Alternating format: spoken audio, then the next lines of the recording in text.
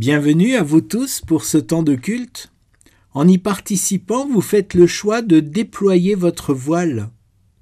Car c'est grâce au souffle du vent que le voilier escalade la crête des vagues. Comme c'est grâce au souffle dans son corps que le coureur saute les obstacles pour atteindre son but. En nous, l'Esprit de Dieu est semblable au vent. Il est le souffle de Dieu qui nous rend capables d'avancer malgré les difficultés. Alors que l'Esprit de la Pentecôte, toute proche encore, habite votre âme. Et je vous invite à prier. Saint-Esprit, Esprit du Dieu vivant, nous te rendons grâce d'avoir sans cesse renouvelé la vie des croyants depuis la première Pentecôte, où les disciples apeurés sont devenus des apôtres courageux. Nous te rendons grâce. Tu as donné la force aux faibles, tu as délié la langue des muets, et ils ont raconté tes œuvres magnifiques. Nous te rendons grâce. Des hommes égarés ont retrouvé leur chemin. Des riches et des pauvres se sont rencontrés. Ceux qui étaient séparés ont ensemble loué le Seigneur, et le monde a vu leur amour. Renouvelle en nous cette grâce universelle de la Pentecôte, où les êtres humains ont pu à nouveau se comprendre, malgré leurs langues différentes. Amen.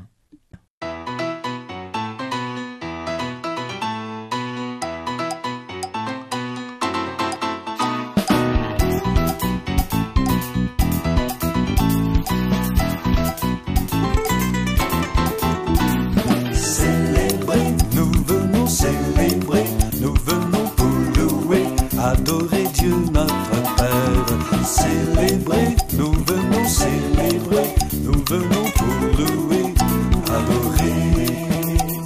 Célébrons-le avec nos instruments, chantons le cœur plein de remerciements. Célébrons-le car il est juste et bon, il nous a comblés de bénédictions. Célébrer, nous venons pour louer, adorer Dieu notre Père. Célébrer, nous venons pour louer, adorer. Célébrons-le, il nous donne la vie, et dans son livre nos noms sont écrits. Célébrons-le, il nous a introduits dans sa famille qui nous a accueillis. Célébrer, nous venons célébrer, nous venons pour louer, adorer Dieu notre Père. Célébrer, nous venons célébrer, nous venons pour louer, adorer. Célébrons-le en exerçant nos dons, sans négliger la sanctification. Célébrons-le par un comportement qui soit conforme à son enseignement. Célébrer, nous venons célébrer, nous venons pour louer, adorer Dieu notre Père. Célébrer, nous venons célébrer, nous venons pour louer, adorer. Célébrer, nous venons célébrer, nous venons pour louer, adorer Dieu notre Père. Célébrer, nous venons célébrer, nous venons pour louer, adorer.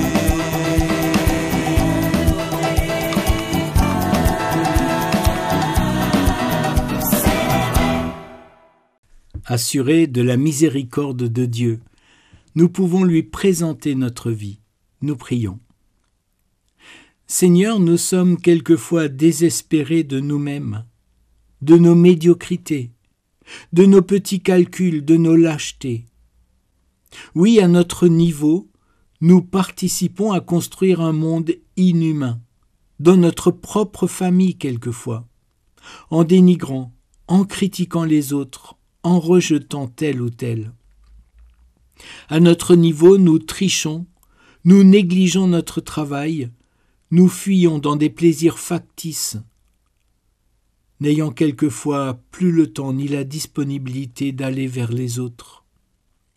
Nous critiquons les grands de ce monde qui se font prendre dans leurs actions mesquines, et nous crions vengeance de toutes nos forces désespérées, pour ne pas entendre la voix de notre conscience nous murmurer « Occupe-toi de la poutre qui est dans ton œil ». Seigneur, pardon pour tous les gâchis dans notre vie. Ô Seigneur, si tu pouvais changer notre cœur. Amen. Chers amis, le pécheur, le lépreux, le collecteur d'impôts des évangiles vivaient cachés ou exclus. La vie n'était pas faite pour eux. Jésus de Nazareth les a accueillis. Il les a sortis de leur isolement. Il les a libérés. Voici encore aujourd'hui, il vient pour nous libérer de nos servitudes, de nos fatalités, de nos craintes et de nos culpabilités. Par le don de son esprit, il nous appelle à une vie nouvelle. Que ce pardon nous fasse vivre, qu'il soit notre force et notre joie, pour vivre et aimer à notre tour. Amen.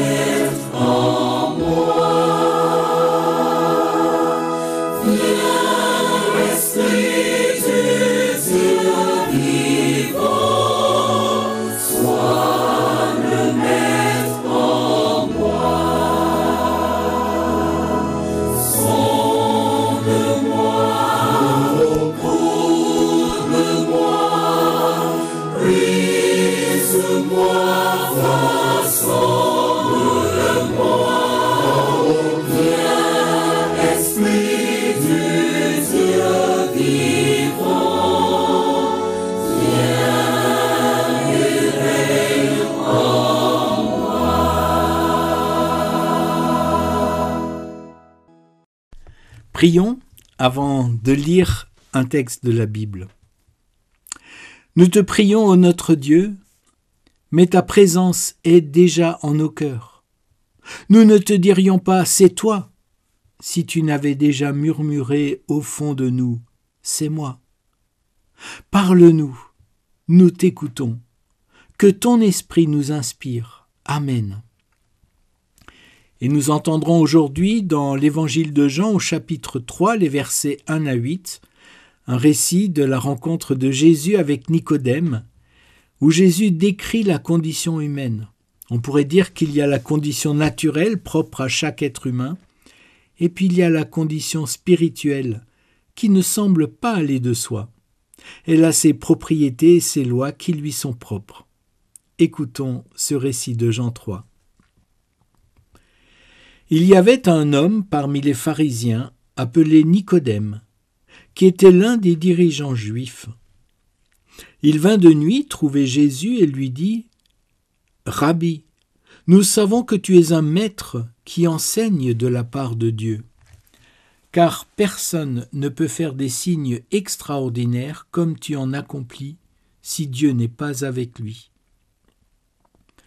Jésus lui répondit « Oui, je te le déclare, c'est la vérité. Personne ne peut voir le règne de Dieu s'il ne naît pas de nouveau. » Nicodème lui demanda « Comment quelqu'un d'âgé peut-il naître de nouveau? Pourrait-il retourner dans le ventre de sa mère et naître une seconde fois ?» Jésus répondit « Oui, je te le déclare, c'est la vérité. Personne ne peut entrer dans le règne de Dieu s'il ne naît pas d'eau et d'esprit. Ce qui naît de parents humains est humain. Ce qui naît de l'Esprit de Dieu est esprit. Ne sois pas étonné si je t'ai dit, il vous faut tous naître de nouveau. L'Esprit, comme le vent, souffle où il veut. Tu entends le bruit qu'il fait, mais tu ne sais pas d'où il vient, ni où il va. Voilà ce qui se passe pour toute personne qui naît de l'Esprit de Dieu. Et nous lisons aussi dans les Actes des Apôtres au chapitre 2, le début du récit de la Pentecôte, la fête de la Pentecôte qui célèbre le don de l'Esprit de Dieu reçu par les disciples de Jésus et qui justement, d'une certaine manière, introduit le disciple à sa dimension spirituelle. Acte 2, les versets 1 à 4. Quand le jour de la Pentecôte arriva, les croyants étaient réunis tous ensemble au même endroit. Tout à coup, un bruit vint du ciel comme si un vent violent se mettait à souffler, et il remplit toute la maison où ils étaient assis. Ils virent alors apparaître des langues pareilles à des flammes de feu. Elles se séparèrent, et elles se posèrent une à une sur chacun d'eux. Ils furent tous remplis du Saint-Esprit, et se mirent à parler en d'autres langues, selon ce que l'Esprit leur donnait d'exprimer. Seigneur, ta parole est une lumière sur notre route. Éclaire-nous par ta lumière. Chers amis, j'ai toujours été frappé par la question de la nourriture dans la Bible. C'est un thème très récurrent dans toute la Bible et dès le premier livre de la Genèse, dès le premier chapitre de la Genèse, Dieu décrit la nourriture des êtres humains comme des animaux. Oui, parce que manger, c'est le propre du vivant. Les pierres ne mangent pas. Manger, c'est ce qui permet la croissance, ce qui permet de renouveler chaque cellule de notre corps et de tout corps vivant. Manger, c'est ce qui donne l'énergie pour agir, mais aussi pour réfléchir. Oui, manger, c'est vraiment le propre du vivant et de notre être corporel. Mais manger, c'est aussi le propre de l'être spirituel que nous sommes. Celui qui naît de l'esprit, comme le dit Jésus à Nicodème. D'ailleurs, n'est-ce pas un repas qui est un des piliers pour les femmes et les hommes animés par l'Esprit Saint? Je parle bien sûr de la Sainte Seine ou de l'Eucharistie selon les traditions confessionnelles auxquelles nous appartenons. Jésus explique à Nicodème que l'être humain n'est pas seulement un être matériel, mais qu'il est aussi un être spirituel ou du moins qu'il est appelé à l'être. Et comme le corps naturel, l'être spirituel vivant a lui aussi besoin de se nourrir pour grandir, pour se renouveler, pour recevoir de l'énergie et le discernement pour s'engager. Alors quelle nourriture est appropriée pour l'être spirituel qui est en train de se développer en nous? La nourriture de base, le pain quotidien, c'est bien sûr la parole de Dieu et toutes les formes possibles de s'en nourrir. Il y a bien sûr la lecture classique d'un texte biblique, sa méditation personnelle, mais aussi la lecture et la méditation avec d'autres, dans des partages ou des études bibliques. Et puis il y a beaucoup de ressources, des applications qui proposent des versets quotidiens ou des textes quotidiens avec des commentaires ou des questions pour s'approprier de ce texte, des ressources à lire ou à écouter, comme les podcasts de Radio Fidélité. Une autre nourriture spirituelle, c'est la prière. Qu'elle soit personnelle ou communautaire, qu'elle se passe dans les cultes ou dans des groupes de jeunesse ou d'autres formes de groupes, la prière est une des nourritures de l'être spirituel en nous. Et puis, il y a une nourriture à laquelle on ne pense pas spontanément, mais qui me semble pourtant capitale, ce sont les engagements. S'engager pour une cause, s'engager au service des autres, qu'ils soient proches ou lointains, est aussi une manière de nourrir notre être spirituel, notre être intérieur. Alors posons-nous la question, quelle nourriture donnons-nous à la femme à l'homme spirituel que nous sommes. Une sagesse amérindienne raconte que en chaque être humain, il y a un loup gentil et un loup méchant qui se combattent sans cesse. Et l'enfant pose la question, mais lequel va l'emporter ? Le sage répond, celui que nous nourrissons le mieux. Dans ce que nous consommons tous les jours, quel loup nourrissons-nous en nous ? Quelles sont nos lectures ? Quel film est-ce que nous regardons ? Ou quelle série ? Et je fais une parenthèse, mais les séries nous incitent souvent à consommer beaucoup. Et l'expérience, c'est que lorsqu'on regarde 2 épisodes d'une série à la file, ou quelquefois même plus, c'est encore pire. Cela remplit notre cerveau, notre cœur, avec des musiques, des personnages, des ambiances. Et des fois, je me pose la question, est-ce que nous sommes vraiment encore nous-mêmes lorsque nous ingurgitons toutes ces séries ? Ou bien est-ce que nous nous laissons façonner par ce que nous regardons et entendons ? Quel temps accordons-nous à l'art ? Quel temps accordons-nous à la nature, à notre relation avec la nature et à nos relations ? Quels sont les amis que nous choisissons de fréquenter ? Qu'est-ce qu'ils nourrissent en nous ? Dans tout ce que nous mangeons, est-ce qu'il y a de quoi nourrir notre vie spirituelle ?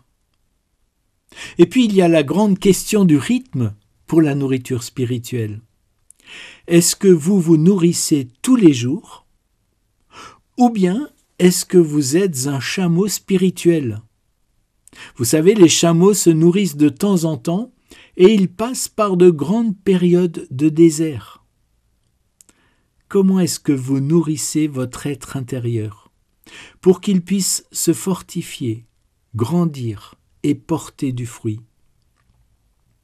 Venez à moi, vous tous qui êtes fatigués et chargés, dit Jésus. Peut-être qu'il nous invite à arrêter de courir partout, dans une fuite qui nous fait perdre le chemin et le but de notre existence, notre vocation profonde. Laissons-nous recréer par l'esprit de vie que le Seigneur souffle sur ses disciples, ceux qui se nourrissent régulièrement de sa parole, de la prière, de la communion fraternelle et de l'engagement. Amen.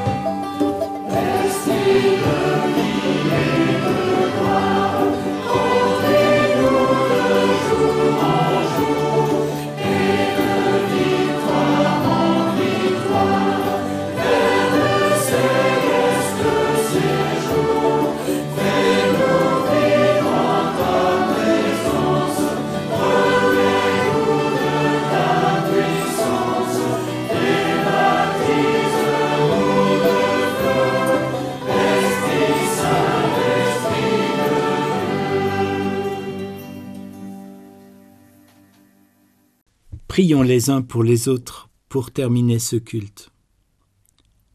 Envoie-nous, Seigneur, ton esprit, que nous l'entendions dans la langue de notre cœur, afin de trouver des mots qui puissent être donnés et reçus dans la confiance et la joie. Des mots pour que les enfants puissent grandir dans la force et la sécurité de l'amour de leurs parents, qui leur transmettent les valeurs et les richesses qu'ils ont eux-mêmes reçues des leurs.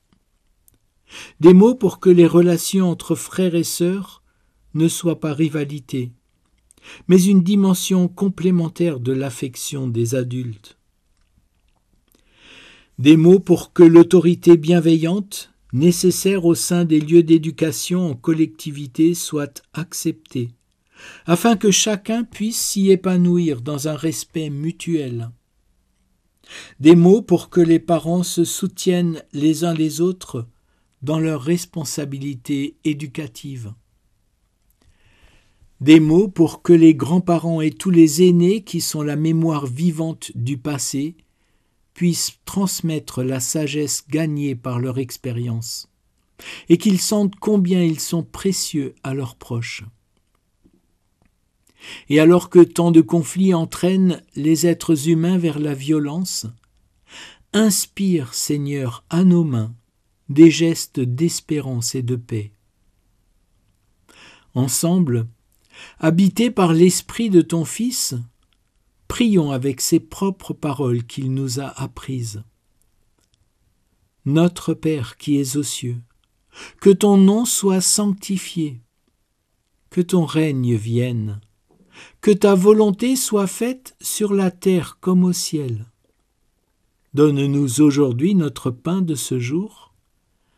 Pardonne-nous nos offenses, comme nous pardonnons aussi à ceux qui nous ont offensés. Et ne nous laisse pas entrer en tentation, mais délivre-nous du mal.